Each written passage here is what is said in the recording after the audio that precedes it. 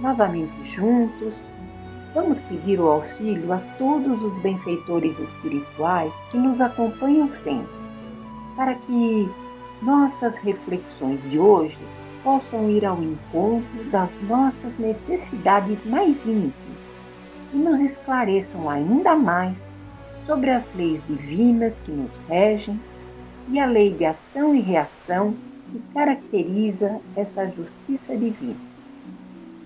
Então vamos dar início ao tema de hoje, que é justamente a lei de ação e reação, em que o nosso espírito vai se arrepender de uma tal forma do ato errôneo praticado, que ele vai pedir para passar pela mesma situação que fez o outro passar. Então, vamos começar pela questão 991 do Livro dos Espíritos, que se encontra no capítulo 2 das penas e gozos futuros, em que Kardec vai perguntar aos espíritos: qual a consequência do arrependimento no estado espiritual? E os espíritos vão responder: desejar o arrependido uma nova encarnação para se purificar. O espírito compreende as imperfeições que o privam de ser feliz e por isso aspira a uma nova existência em que possa expiar suas faltas. Bom, pessoal, não há dúvida que cedo ou tarde vamos perceber essa necessidade que temos de uma nova encarnação, até para o alívio da nossa consciência culpada, que percebe que não existe um outro caminho para aliviá-lo. Podemos até estagnarmos por preguiça durante um tempo, mas a lei é de progresso. Todos somos perfectíveis, temos o DNA do Pai. E para demonstrar de forma mais direta essa lei de ação e reação, vamos a mais uma narrativa de um espírito que se identificou como JL numa mensagem psicofonicamente recebida pelo médium Chico Xavier em seus trabalhos junto ao grupo Meimei. E a organização, entre tantas outras, desse livro, dessa obra, vai ser feita por Arnaldo Rocha. Então vamos à mensagem 63 do livro Vozes do Grande Além, denominada essa mensagem Nas Malhas da Lei. Vamos lá então. Na reunião da noite de 13 de setembro de 1956, nossos instrutores trouxeram à comunicação o espírito de JL, que, relacionando comovidamente a sua história, nos ofertou grave estudo em torno da lei de ação e reação no campo da justiça. Então, a comunicação do Espírito. Meus irmãos, Jesus nos abençoe. Agora que o tempo aliviou as minhas aflições de espírito endividado, posso oferecer-vos meu caso para exaltar convosco a função da justiça divina. Quantas vezes o ciclone das provações indispensáveis sopra violento sobre as comunidades espíritas, provocando escândalos e desastres, acidentes e tragédias, semeando com isso desalento e desilusão injustificáveis, porque em todos os acontecimentos da vida prevalece a harmonia da lei de causa e efeito, a que nenhum de nós poderá fugir. Para não tomar-vos o tempo real, serei tão sucinto quanto possível, já que os instrutores de vossa casa recomendam-me cooperar em nossas lições da noite. No século passado, eu era o chefe de uma casa simples, não obstante, afortunada. Minha mãe viúva, minha irmã Olívia e eu vivíamos então num sítio próspero do norte brasileiro. Nossa existência transcorria sem problemas, dignos de menção, quando Olívia, para surpresa nossa, passou a nutrir singular afeição pela casa paroquial, comandada por um homem puro e nobre, o padre Venâncio, que se fizera credor do respeito e da confiança de todo o vilarejo que nos vira nascer. Eu e minha mãe pensamos em travar-lhe as inclinações. Todavia, minha irmã declarava-se portadora de vocação religiosa e não nos seria lícito contrariar. E foi assim que vi minha genitora finar-se extremamente desgostosa, porquanto sonhara para a filha, quanto para mim, um futuro risonho, adornado pelas bênçãos da vida familiar, em que as suas esperanças de mulher se multiplicassem através de netos, a lhe abençoarem o nome. Com a morte da minha mãe, Olívia passou a residir ostensivamente no domicílio do sacerdote. Devotava-se aos cuidados da igreja, à leitura sacra, à meditação e à prece, aguardando permissão para o ingresso num convento baiano.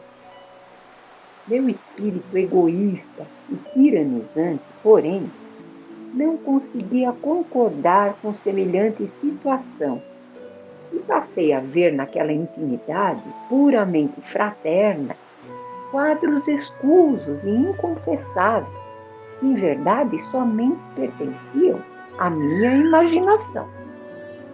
Privei Olívia de acusações amargas, ameacei furtar-lhe a vida. Procurei um entendimento com o padre, que tranquilo me afirmou a sua lealdade e inocência. Tudo fizera para que minha irmã voltasse a casa. Ela, no entanto, insistia em consagrar-se à vida monástica. Pedia-me ajudá-lo a resolver o problema. Longe, porém, de compreendê-lo, quer dizer, compreender aquele padre, incriminei-o ainda mais. Escrevi cartas anônimas às autoridades religiosas do tempo, buscando desacreditá-lo. Amarguei-lhe o coração por todas as formas, ao alcance de minhas possibilidades, tentando correr com a sua presença de nossa localidade, que passou a aceitar-me as calúnias perversas. Após 2 anos, em que o meu ódio gratuito se convertera em obstinação delinquente, sabendo que o sacerdote se reunia com minha irmã num campo próximo, a pretexto de comungar em estudos e orações, quando os vi saindo a sós da residência, à tardinha, tomei da arma de caça e farejei as vizinhanças. Ocultei-me do vasto arvoredo e depois de 1 hora, à distância de poucos metros, qual se fora astucioso felino a esconder-se na ramaria, surpreendi que padre Venâncio colocava uma das mãos sobre a cabeça de Olívia, então deitada sobre a relva. O padre ajoelhava-se, auscultando-lhe o coração. Cego de crueldade, puxei do gatilho e o tiro não falhou. O sacerdote tombou desamparado sem um grito.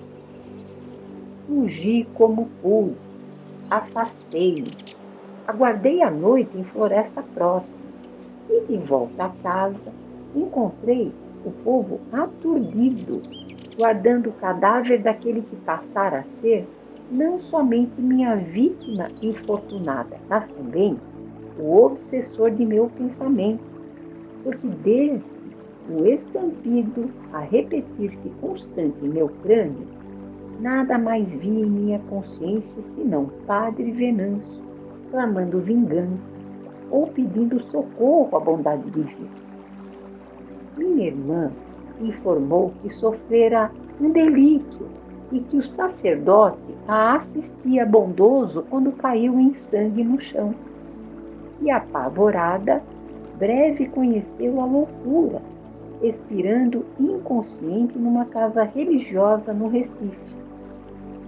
O tempo impôs-me igualmente a morte, e quando a morte veio, sinistra situação foi a recompensa da lei à minha imensa culpa. Cercaram-me entidades satânicas, acusando-me pelo crime de que somente eu mesmo guardava notícia, porque o assassínio do apóstolo ficou envolvido em plena sombra. Gênios bestializados conheciam-me a turva história, atirando-ma em rosto com segura exatidão de minúcias. Suportei remoques e sarcasmos, sem que me valessem rogativas e comiseração. Fui batido, escarnecido, humilhado e metido a ferros num presídio da pior espécie, porquanto desencarnado, na espessa materialização de meus sentimentos, o cárcere funcionou para mim como se eu estivesse ainda entre os homens comuns. Ser viciado por numerosas flagelações, depois de muito tempo recorri à providência de Deus, através da oração regada de lágrimas, e piedosos braços me libertaram, conduzindo-me à escola regeneradora de que eu tinha premente necessidade. Triste a posição daquele que, embora favorecido pela brisa do socorro celeste, sente dentro de si mesmo o ferrete do crime perpetrado, porque, por mais me felicitasse as bênçãos dos instrutores que me aconchegavam de encontro ao seio, quanto mais luz brilhava em torno de minha alma e quanto mais entendimento me descerrava no cérebro, mais me doía a chaga íntima do remorso. Conduzido às organizações espíritas nascentes no século que passou, procurei trabalhar com aqueles que se consagravam à causa do Evangelho entre as criaturas, aspirando à volta à carne, e com o amparo de muitos benfeitores consegui regressar. Agora uma próxima encarnação dele, aquela encarnação pedida por ele a fim de aliviar a sua consciência.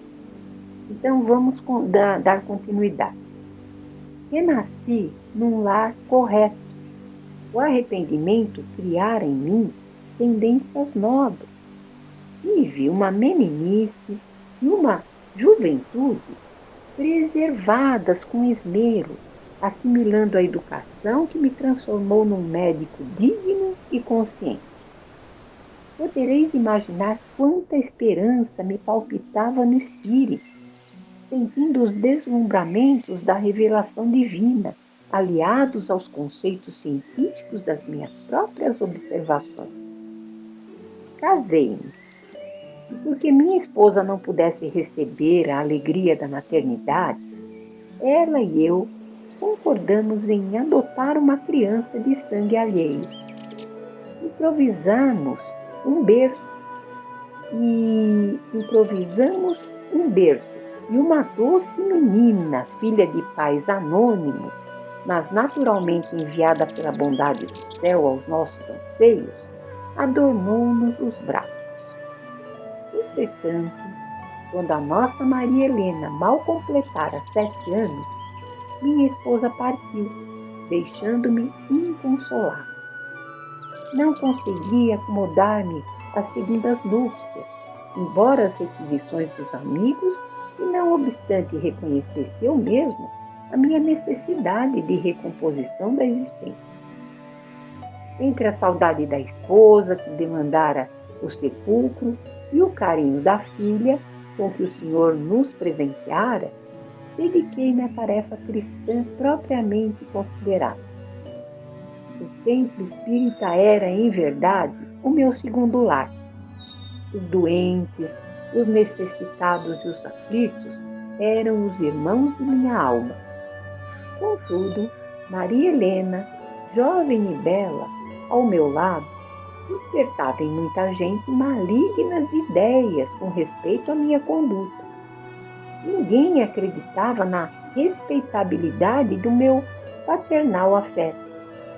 E por isso, em se aproximando do nobre rapaz que lhe cativara os sonhos femininos, foi ele assaltado de cartas anônimas, de observações ingratas e de apontamentos caluniosos, com alusão à filha abençoada que o Senhor considerava em meu carinho.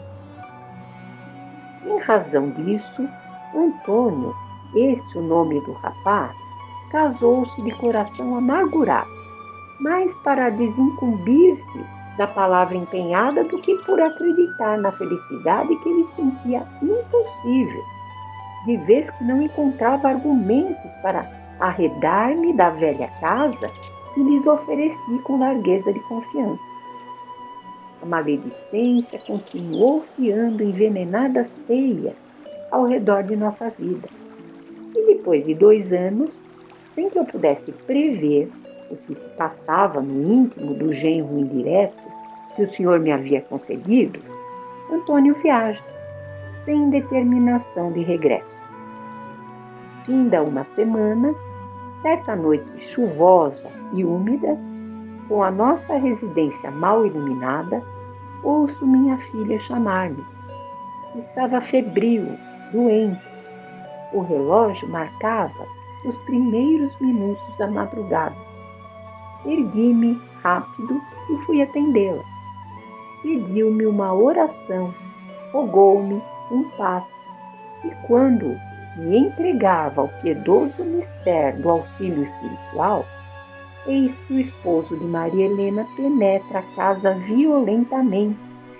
Observa as minhas mãos sobre aquele corpo que me era sagrado e, sem qualquer vacilação, descarrega sobre mim o revólver, insensível, interrompendo-me a alegria da tarefa evangelizante.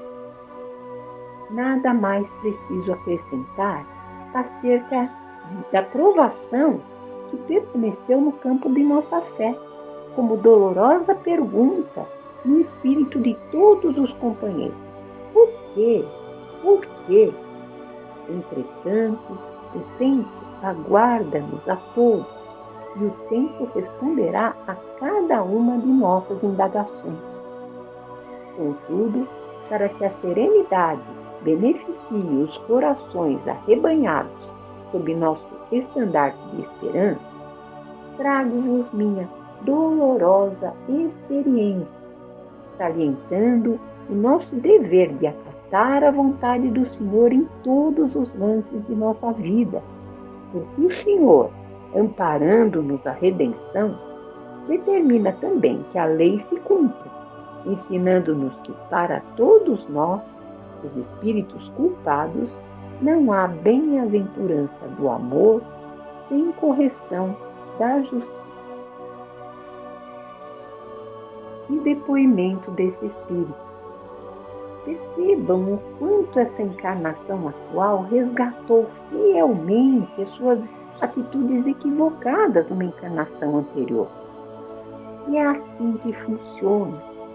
A justiça divina é infalível. Apesar de grande sofrimento aparentemente injusto, segundo a nossa ótica, esse espírito conseguiu aliviar sua consciência para poder prosseguir. Portanto, não nos queixemos pelas dores que nos alcançam. Muitas vezes essas dores são até superlativas, mas não nos queixemos. Tenhamos fé e confiança na justiça divina, que nunca falha. E também nós estamos aqui para carregar um fardo que com certeza nunca estará acima das nossas forças.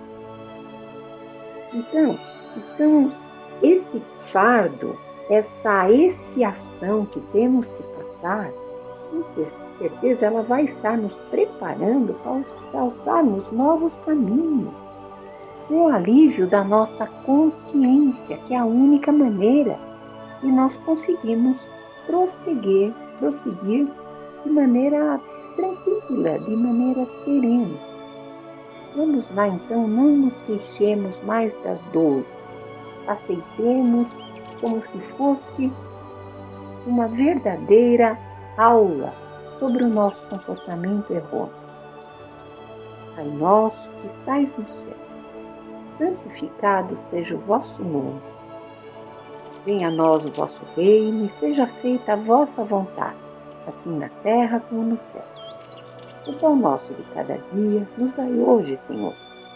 Perdoai as nossas dívidas, assim como perdoamos aos nossos devedores. Não nos deixeis cair em tentações, mas livrai de todo o mal. Muita paz a todos e até uma próxima oportunidade. E assim seja.